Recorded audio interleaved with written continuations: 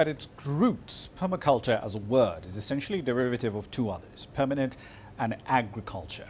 And it's got its roots in the design of sustainable agricultural systems. But it's a bit more than that at the moment, because the techniques and the principles around it have evolved into trying to figure out how to design ecological communities and restoring urban and suburban centers into parts that are locally self-reliant.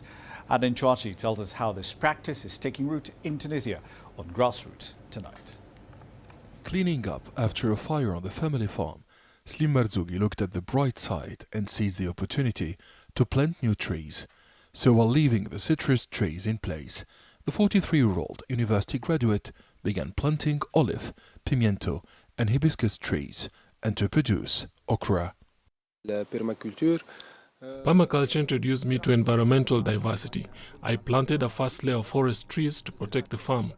The nitrogen-fixing trees and shrubs have several distinct roles, like improving soil fertility and as fodder plants. Permaculture reduces water loss through evaporation from the soil uncovered by vegetation.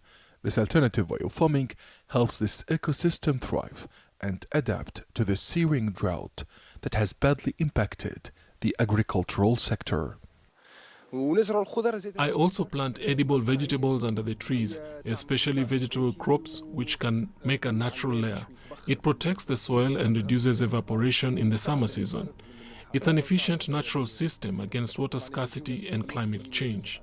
The Tunisian Association for Sustainable Agriculture aims to protect and restore the natural resources used in farming. Hundreds of enthusiasts are accelerating the transition to sustainable agriculture in the North African country. There are different ways to produce better while preserving the soil, water reserves, biological diversity, and reducing the cost of agricultural production. Permaculture also helps reduce greenhouse gas emissions. We want to spread sustainable farming techniques. Permaculture gardening is gaining popularity for its sustainable and regenerative approach to growing food. Dozens of educational farms are offering training in this field. The move toward permaculture in Tunisia comes at a time when food production is threatened by climate change in the North African region. Permaculture is seen as a possible sustainable solution to problems like malnutrition and food security. Aden Chouachi, CGTN, Tunis.